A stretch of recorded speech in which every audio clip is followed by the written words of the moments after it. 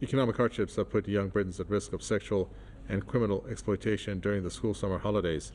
That's according to the largest children's charity in the UK. The charity Barnardo's, that works for and with vulnerable children, issued the warning after conducting a survey. Its findings revealed that more than half of the British parents would find it difficult to afford the cost of leisure activities over the 6-week school break. According to the charity, the cost of living crisis continues to push families into poverty, making children increasingly vulnerable to criminal gangs. Let's discuss that with Keith Pilbeam, Professor of International Economics and Finance at City University in London.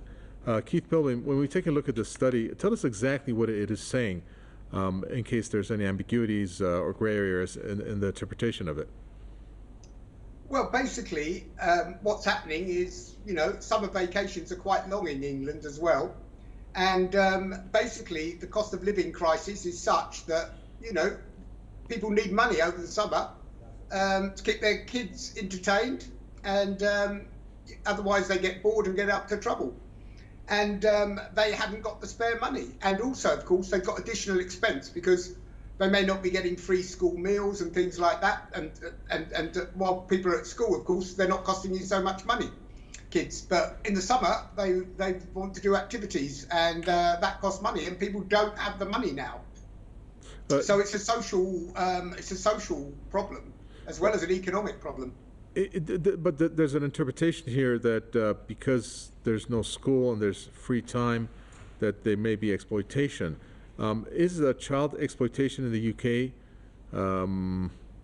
prevalent in some sense, or why is it that this particular organization first, I guess, had to go out and make this type of go ahead with this type of investigation, and does this point to a wider problem in the UK when it comes to child exploitation?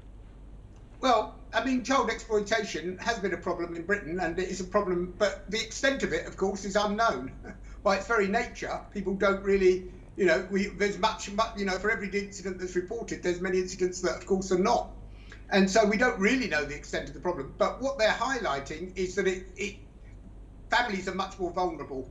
When they don't have money, kids don't have money as well, then they're vulnerable to these kind of criminal gangs. It's not, drug dealing, all sorts of things can go on. When we talk about child exploitation, it's not just sexual exploitation, it's, drug dealing, all sorts of, they can get, start stealing from shops and things like that, and thinking they're helping their families, of course. So it's a social problem, with many dimensions to it. And finally, are there any places that perhaps parents, kind of like food banks in a sense, if you want to compare it, I guess, could put their children so that some of their leisure time is spent within places that maybe they can be occupied with? Well, that's another problem, because we used to have a lot of youth centres and things like that, and of course, partly because of COVID, partly because we don't have the state of public finances is awful in Britain, let's be honest. It's a complete mess. We spent far too much, wasted huge amounts of money, and now we don't have the money when we need it to tackle social problems. I mean, Boris Johnson talked about levelling up, didn't he?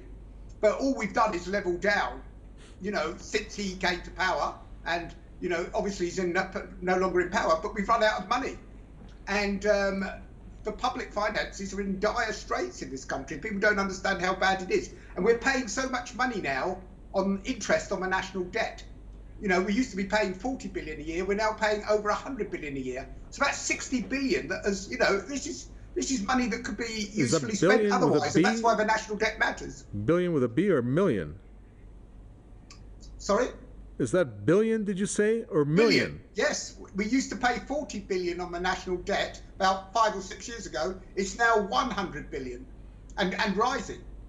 So that's 60 billion a year hit to the public finances, just in interest, because all that does is pay back the people that lent the government money. So you're 60 billion a year. And that, of course, comes down to Rishi Sunak, who was Chancellor of Exchequer and spent money like water. Let's be honest.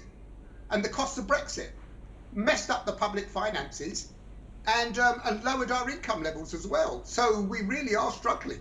And then you're going to get these inevitable hits on children. Sure. We haven't got the money to keep them funded properly. And, you know, these youth clubs are being closed. They've not got the support networks that they used to have as well. So, of course, criminals are going to move in. Okay, thank you so much for that. Keith Bilby, Professor of International Economics and Finance, City University, London.